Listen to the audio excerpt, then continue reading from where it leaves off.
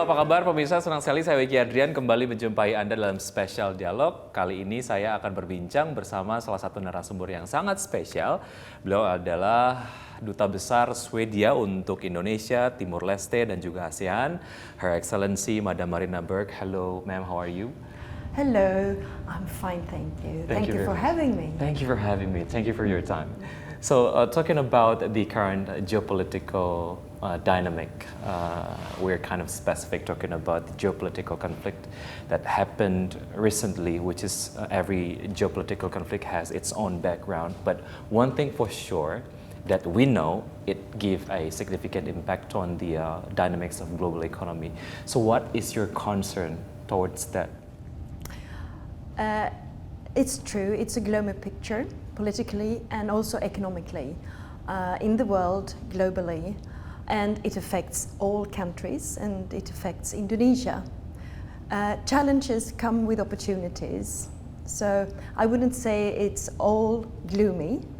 You also can see opportunities, and I would say that the perhaps worst challenge that the world is facing is the climate change. And for this, we need to attract investments to Indonesia, innovations and high-tech companies to come to Indonesia. And we also need to attract financing to Indonesia.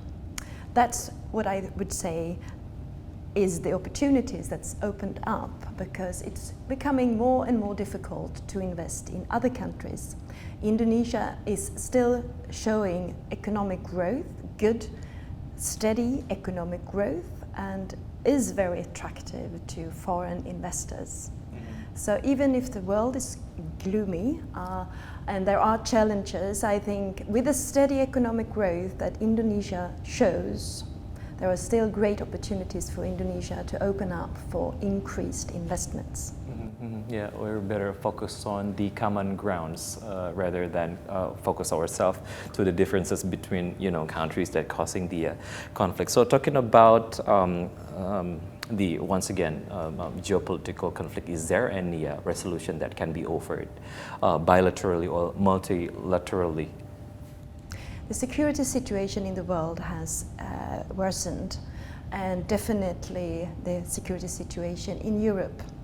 It has affected Sweden, and it's affecting Europe, it's affecting the world, and it is affecting Indonesia. Let me take one example.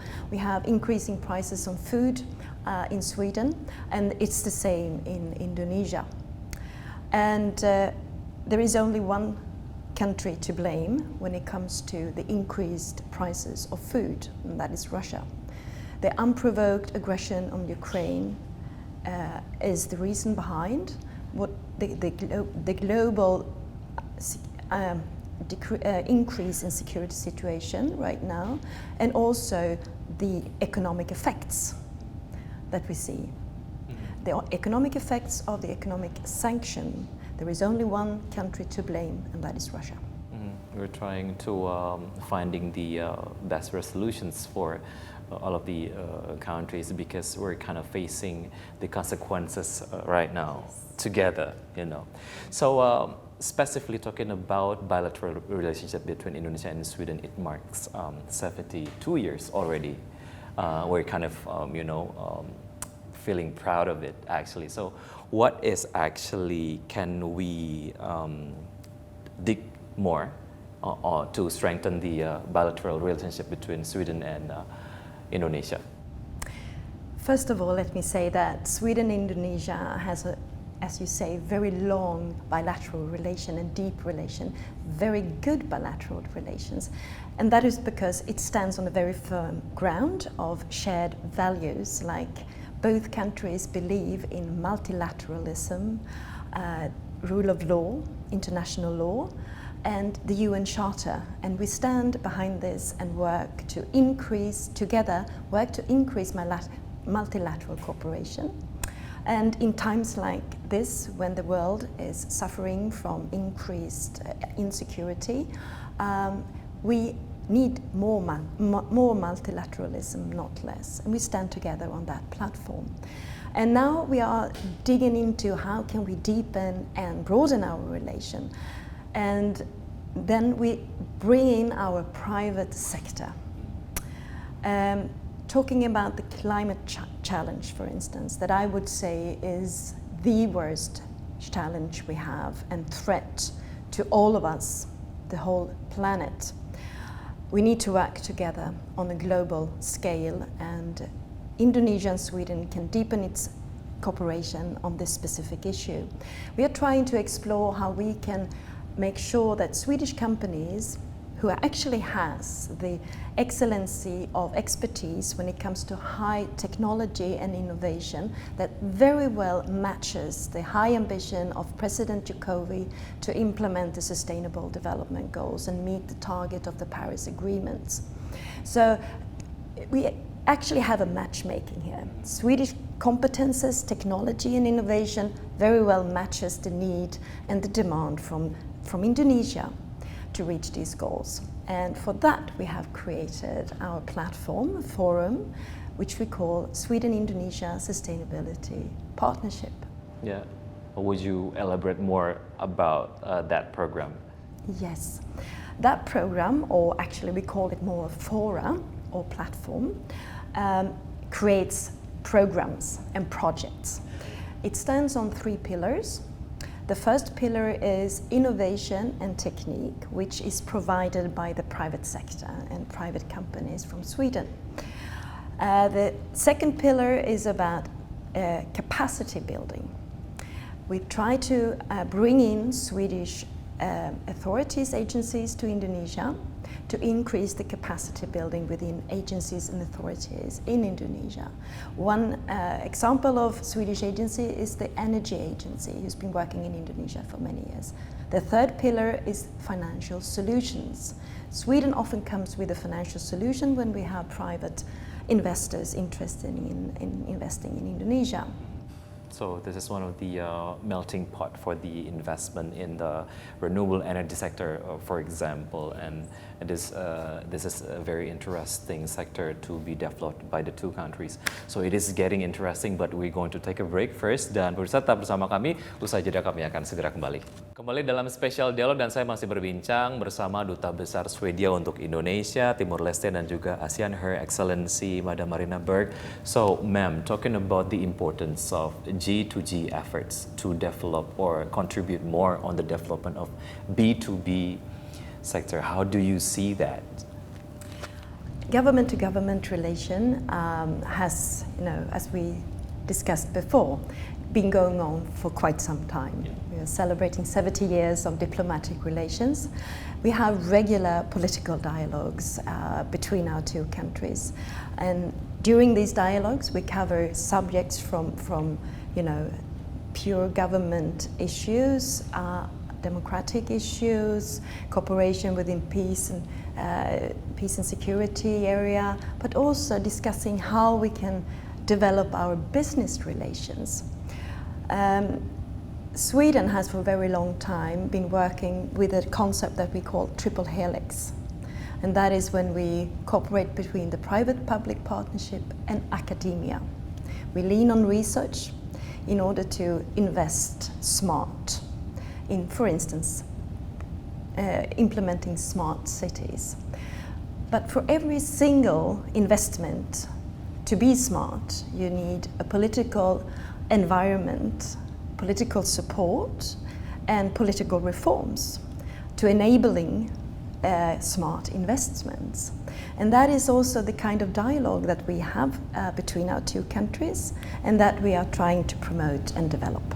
Yeah, maybe I guess it's fair enough to say that the G2G effort is the backbone for the growth of the B2B sector in every kind of investment sectors.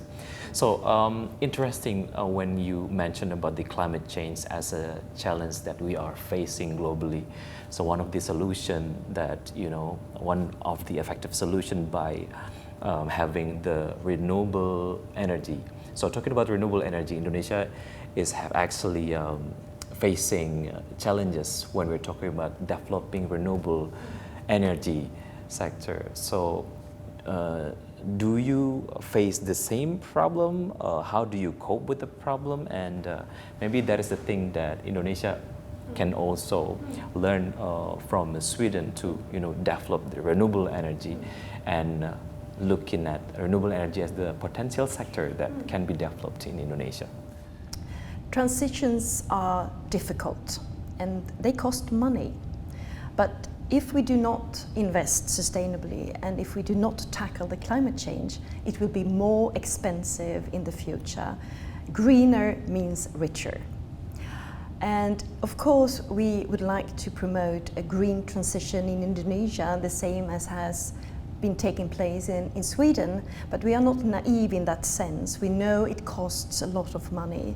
So for instance, quite recently, we were joining EU and the G7 for a just green transition, which means that we are ready to financially support Indonesia in its green transition. It costs money, but in the future and in the long term, it will be cheaper. Mm-hmm. So how do you see the possibility of the growth of renewable energy sector in Indonesia? We also have a lot of sources or renewable energy sources that can be developed. But as you mentioned, we're kind of facing challenges in terms of investment realization, technology, and of course the end of the product or the price of renewable energy, which is still being considered high. So how do you see the potency and the challenges that we're kind of facing right now? I don't think we cannot wait to invest in renewable energy. It has to be done, but the government has to support, and countries need to go together and support each other. And Sweden, together with EU and other countries, are ready to support Indonesia in its endeavor to green transition. It has to be done. It cannot wait. And listening to companies, they say we cannot wait for the political decisions. We have to start invest in green energy before the political decisions are really made.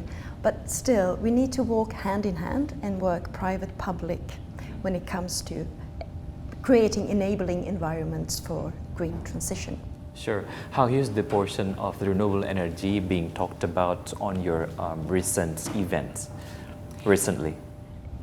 Indonesia has great opportunities to transform into green renewable energy with the great potentials you have with sun, you have the sea, you have all the natural resources needed in order to embark on green energy production. Indonesia really needs to attract investments to make sure that it's easy to invest in the country. And the other thing is also to attract capital for capacity building, for instance. How attractive Indonesia as an investment realization destination? We're going to dig more about that on the next segment. Dan tetap bersama kami, usai jeda kami akan segera kembali. Terima kasih Anda masih bergabung bersama kami di Special Dialog, dan saya masih berbincang bersama Duta Besar Swedia untuk Indonesia, Timur Leste, dan ASEAN, Her Excellency Madam Marina Berg. So, talking about Indonesia as investment realization destination from a Sweden point of view, how interesting Indonesia? It's very interesting. Indonesia is one of the most attractive countries for Swedish companies to invest in. It is the fourth biggest country in the world. And it's the biggest country in the region. It's a steady economic growth, huge population, growing middle income class. It's a very attractive country for Swedish investments. So, talking about investment of the bilateral or trade relationship between Indonesia and Sweden, the total trade between Indonesia and Sweden throughout 2021 increased by 22% compared to 2020. So, what will the two countries do to improve the trade relations? We are doing a lot of things. One of them is actually to attract Swedish companies to come here by introducing Indonesia in Sweden. We have a close collaboration, for instance, with the Indonesian embassy and the Indonesian ambassador in Sweden. We also try to attract Swedish capital within, reaching out to the region, and because companies are staying outside Indonesia, but they are looking at Indonesia as an attractive country to come and invest in, and we try to do our best. Sure, sure. So what is it going to be? How interesting is it going to be in 2023 in terms of bilateral relationship between Indonesia and Sweden in the near future? In the near future, what is actually going to happen All right. is that we will embark on a new path after having finishing 2 days of events with the Sweden-Indonesia Sustainability Partnership. We're embarking into deepening our relationship with Nusa Tenggara, the West Nusa Tenggara, on eco investments in different sectors. We are doing a lot of things actually. We are embark on cooperation with the PLN. We are doing a lot of things, but what I really hope is that to attract more investors within sustainability and specifically the energy sector and the infrastructure, transport, manufacturing and health. These are the sectors that we really focus on, where we know that there are Swedish competence, technology and innovation that match very much the need and the demand in Indonesia to embark on actually the path towards implementing the Sustainable Development Goals and to reach the Paris Agreement. Yeah, sure. So I want to broaden and deepen that path. Sure. So those are the prime sectors that can be developed into two Yes. countries. So since you're mentioning about the transportation in the program that you have currently, talking about the sustainable transportation, how huge is that as the sector that we can develop more between Sweden and Indonesia, and what can be exchanged between two countries, especially in this specific sector? It's immense possibilities to increase, for instance, electrification of transport in Indonesia. And there we have a lot of Swedish companies that can deliver both their buses, for instance, and charging stations, and electronic equipment needed for electrification of the transport system. Endless opportunities. So, ma'am, talking about the moment that Indonesia will face in 2024, we are entering political year. If we're talking about the point of view from investors' point of view, when entering political year, they're kind of, decided to wait and see who's going to lead the country and etc. Would you mind sharing your optimistic point of view on Indonesia's political year, which we are going to have in 2024? My positive view on this is that Swedish companies, they do not wait with investments when they see there are opportunities. So if Indonesia continue to be an open country for foreign direct investments, Swedish companies will continue to come even during election years, campaign year, specifically when it comes to technology and innovation that will that will contribute to investments of sustainability. Where we see, for instance, in the energy sector, I'm sure that the investments will continue to come into Indonesia because companies do not stop working. They need to continue to earn money, and when they see there is a need for investments to make energy flow more fossil-free in Indonesia. One thing that makes me very proud as the Swedish ambassador to Indonesia is when I work with Swedish companies, I see how they have integrated the Sustainable Development Goals and the Paris Agreement in their business plans. And that is what I mean, that Swedish companies would not stop trying to invest in countries where they see their opportunities to support a sustainable development and sustainable economic growth, whether or not there is an election coming up or not. Yeah, once again, because we need that as soon as possible, like not only Indonesia, but the world need that to make the earth a better place. So this is going to be the last question. What is your hope towards Indonesia and Sweden bilateral relationship in the future? I think our relationship will grow on many levels. Politically, we will continue growing our interaction on the global arena, working for a growing multilateralism cooperation, more multilateralism, multilateral cooperation. In the private sector, we will grow our bilateral relation by including also the public sector into the private sector cooperation in order to increase the capacities in Indonesia, in order to increase investments in this country. Sure. We hope nothing but the best for Indonesia and Sweden bilateral relationship in the future. Madam Marina, thank you very much for your time. Thank you so much. Hope you are always well and happy. Thank you. Thank you. See you. Sama-sama. Alright. Dan pemirsa, itu tadi dia perbincangan saya bersama Duta Besar Swedia untuk Indonesia, Timur Leste, dan ASEAN. Saya Wicky Adrian. Sampai jumpa.